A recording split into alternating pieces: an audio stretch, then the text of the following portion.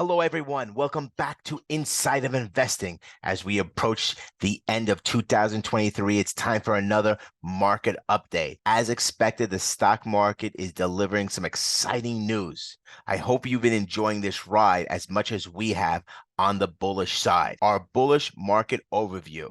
So let's dive right into it. The stock market is doing what typically does in December. It's on the upswing. We've predicted this, and it's fantastic to see many stocks hitting their all-time highs. This is a strong rally we've been anticipating, and it's playing out just as expected. Magnificent 7 performance. We started buying into these gems on January 18th of this year, and it's been quite a journey. We've been steadily adding positions throughout the year, following the mantra, buy on the dips. This strategy has been proven fruitful to us as these stocks continue to climb higher. Broad market participation. But it's not just a Magnificent 7 we're witnessing participating across various sectors.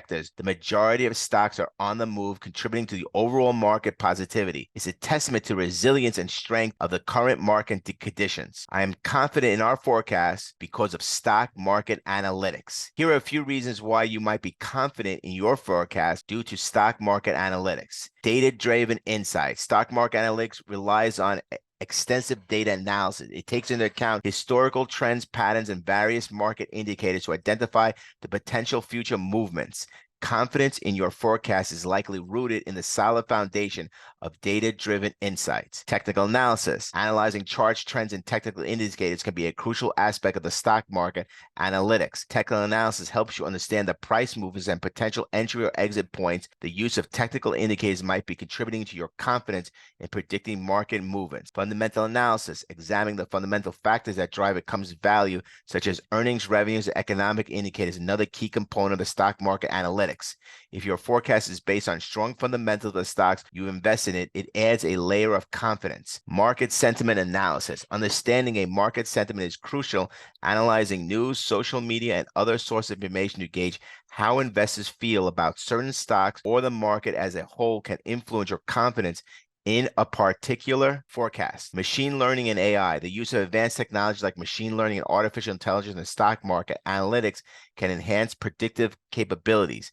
These technologies can process vast amounts of data quickly and identify the complex patterns that may not be immediately apparent through traditional analysis. Continuous monitoring. Stock market analytics involves continuous monitoring of the stock market conditions. If you've been actively staying abreast of the changes, adapting your strategy as needed, and incorporating real-time data into your analysis, this ongoing diligence can contribute to their confidence in your forecast. Remember that while the stock market analytics is a powerful tool, no forecast is foolproof, and there are always inherent interests in investing and trading.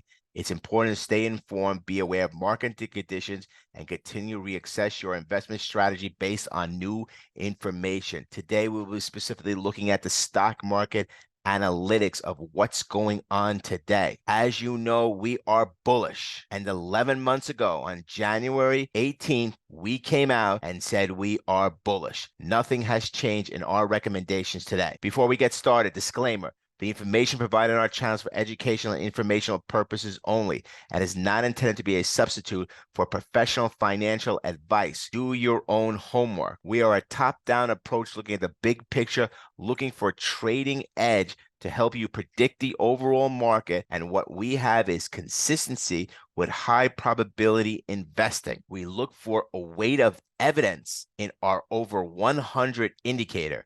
As usual, one indicator does not make a strategy and should be coupled with other indicators and philosophies. We start with a 3-part process: overall market to sector phases to individual securities. Today's video will be about the overall market. Short term, we are neutral. Intermediate term, we are bullish. And long term, we are bullish. Why do we come and say these things? Well, first of all, on our stage analysis, S&P 500 companies are at 67%. That means that 67% of the S&P 500 companies are in a growth phase and are looking very positive, as well as the NASDAQ 100 with a 68% chance. You know, on January 1st, 18th of this year, we came out with a recommendation on the QQQs and many magnificent 7 companies, and many other companies.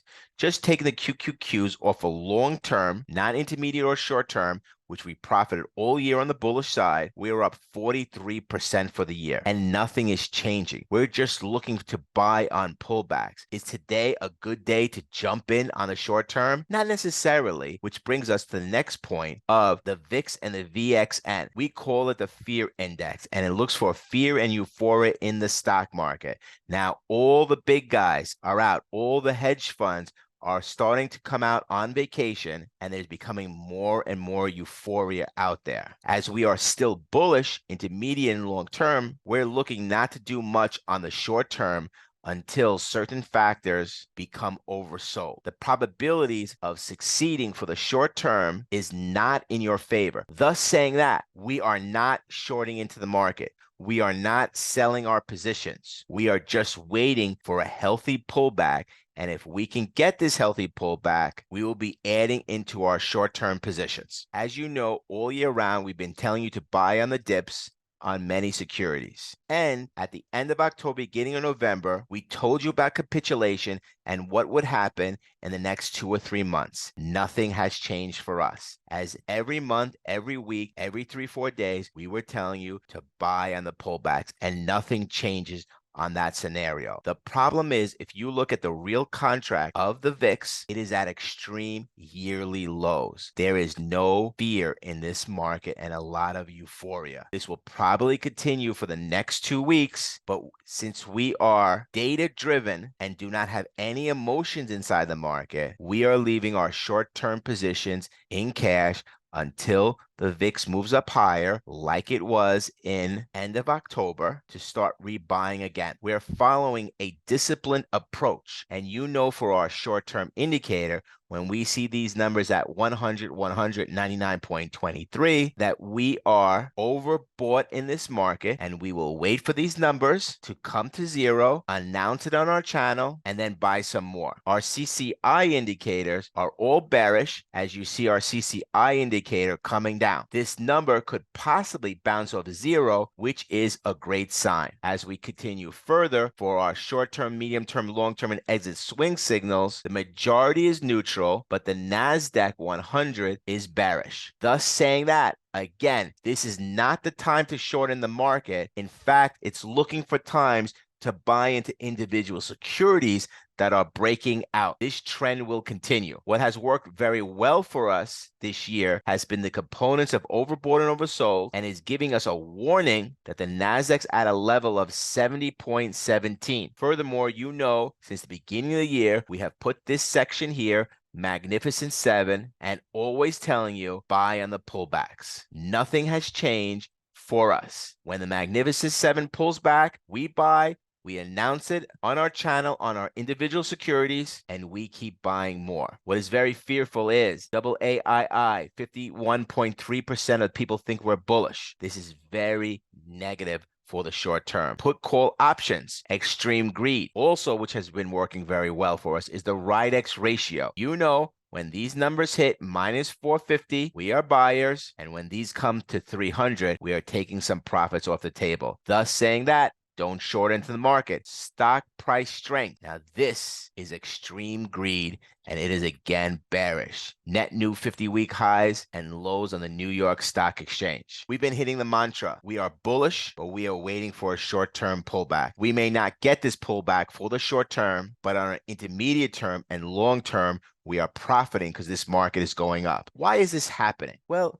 one of the reasons is the presidential election cycle. On the third year, 13.5% of the time, it's on an up year. Historically, December has been a very favorable time. But what I feel it's even more of a reason that this market's going to go up is that when we come off of a huge bear market, which we came off last year with capitulation, which we announced over a year ago, the idea was to buy on pullbacks. Nothing has changed for us. Our catchphrase is study it, analyze it, adapt it. The next 2 weeks, we will be concentrating on what will happen in the year 2024, which securities we'll be looking to buy, and how we will profit next year. Have a great day and good luck investing and trading.